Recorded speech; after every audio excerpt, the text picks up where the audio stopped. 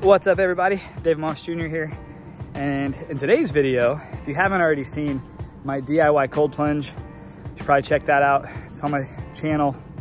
I don't know how to post links, I'm kind of new to this whole thing, but check it out, it's pretty cool. I built it out of a recycled 100-gallon galvanized tub, bought the same chiller that all the high dollar cold plunges use, with a filter and some tubing and a pump, and it works perfectly. Problem was I put it in my house and it was amazing, but my son likes to throw toys and food and all kinds of things in it, so I had to move it. So I moved it out to my shed, and one thing I found was with the heat of it being Florida and it being outside, even though it's in a shed, and the freezing cold water, it condensated and it sweated and it made my entire floor of my shed soaking wet. So then I drained it again and I moved it to my sport court, which it's perfect there. Everyone loves it because it's in the sun and you can get in the cold and get right out, and it's hot and it's nice and the water's cold and it's kind of refreshing. But it's on my sport court, so like when we're playing basketball, pickleball, it's kind of it's not in the way, but it's kind of in the way.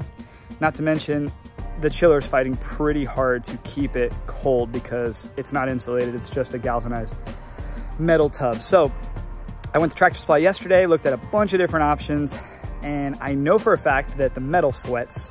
I know for a fact that plastic sweats, so I looked at that big Rubbermaid tub, was thinking about making like a big family tub. Probably would have been a better idea. However, I decided to go with a 110-gallon rubber tub, thick rubber made out of the same stuff those horse stall mats are made out of, and I'm sitting here thinking, all right, I know plastic sweats, I know metal sweats. Here's the question of the day, does rubber sweat? So yesterday I set it up, I moved it back into my shed, filled it up, turned it on, and now let's go see if rubber sweats and if it's cold. So as you can see, there's a ton of size options, so it depends on really what you're looking to accomplish. If you're looking to do just an individual plunge, if you're looking for metal, if you're looking for plastic, if you're looking for rubber, if you're looking for the whole family to get in at one time, if you're looking for the entire community to get in at one time, there's options. Kind of intrigued by this rubber though. One thing about having all the electricity moving the pumps and stuff is rubber might be a better choice. Also, it might not have so much condensation. So that's intriguing to me. I might give that a try. These big Rubbermaid ones are expensive, $169 for 150 gallon, but those are definitely a little bit more heavy duty and stable. And then this could be a good family like cold plunge swimming pool for everybody to do. That's $300. But it's Rubbermaid, commercial grade. That could be a fun little full family cold plunge. Huh. This might be the winner. About to take my wife on a date. I didn't really document much of this, but I didn't really like having the metal container on the concrete because it sweats a lot. So I went to Tractor Supply and looked at a bunch of different tubs to maybe put it out there or try something new. And the other day I moved it into my shed and that was like my favorite spot. So check this out. This is the newest setup. All right, so I went with a 110-gallon full rubber tough stuff tub. And I got in there. It's working right now. It's trying to get itself cool. But what I like about it is it's wider, it's rubber, it's softer. The actual container itself is not that cold. So like when you have your hands on the outside or you're getting in, I don't know, it's just a little bit more comfortable. Plus it's in the shed, so I can come and use this thing when it's raining or when it's dark. I got lights in here. And then the view, when I open up the door, is the lake. So I think that'll be just a nice touch. Yeah, so that's my update that I have changed my tub. I've changed my location many times. It has worked with everything I've done, but I think this is gonna be the best, I hope. One of the big things that I really struggled with, and the reason I moved it from the shed in the first place, is that it's hot out here and it's really cold water and it's metal, or was metal, and that metal was sweating and soaking my floors. So a couple fail proofs. One, it's kind of a science experiment. Nobody online has been able to answer this for me, but does rubber sweat? We're gonna find out. If it does, I put a rubber mat at the bottom there to kind of help save the floor of the shed. So if you know the answer to that, if rubber sweats, save me some time and comment and let me know.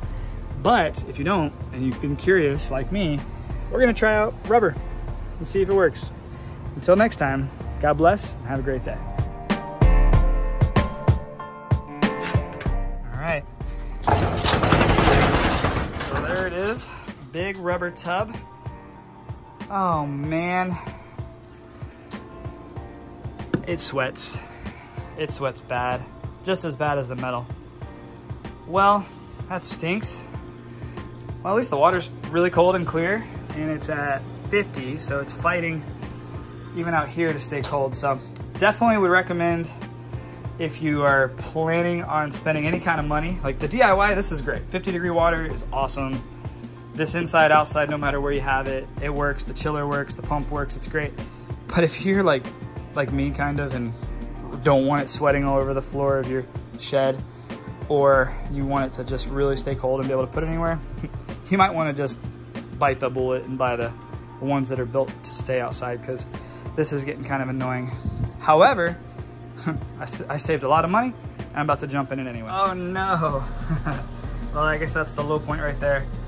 Sweats leaking all over the floor of my shed. So this is the problem. I have a wood floor. It's gonna be fine. It's weatherproof, but I don't think constant water dripping on my shed is a good idea.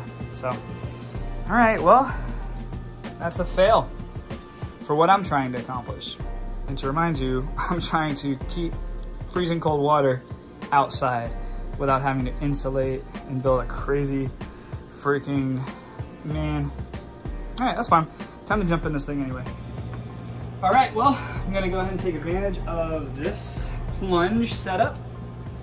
Oh, well, I definitely like the rubber. It's soft, it's lower. It's easier to get everything in. That's nice. So, definitely like the rubber, size of it anyway. But, gotta figure this out.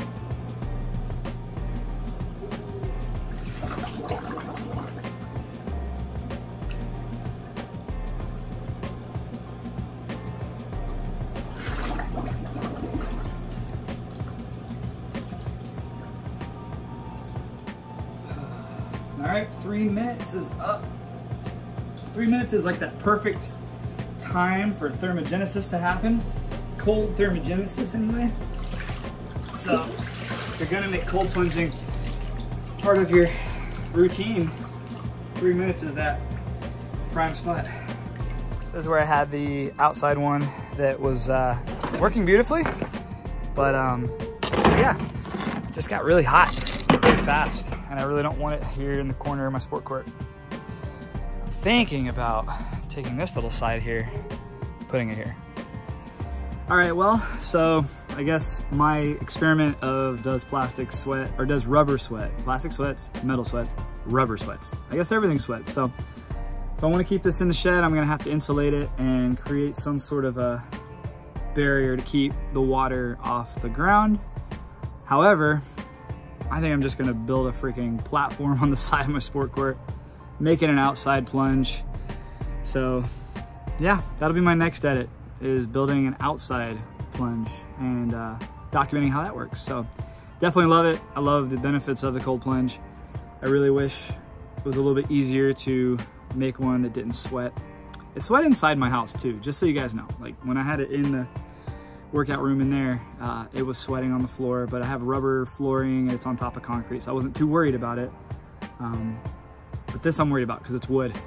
But yeah, if you have any tips for me on how to quickly insulate this, there's not a lot of videos on DIY cold plunges. Like a lot of them are like ice chesting and pretty much just putting ice in a bucket or something like that. This is like next level, trying to build a legitimate cold plunge with a chiller like they use in those really expensive ones, but a DIY to save thousands and thousands of dollars. And so far the water is working great. The water is cold, it keeps it nice and cold, but as far as like keeping the surrounding areas maintained and from getting water damage, that's my next concern. So I think I'm gonna shoot a next video and build an exterior cold plunge, not in my shed. But until next time, appreciate y'all for watching. Feel free to subscribe, ask any questions or comment below. Have a great day and God bless.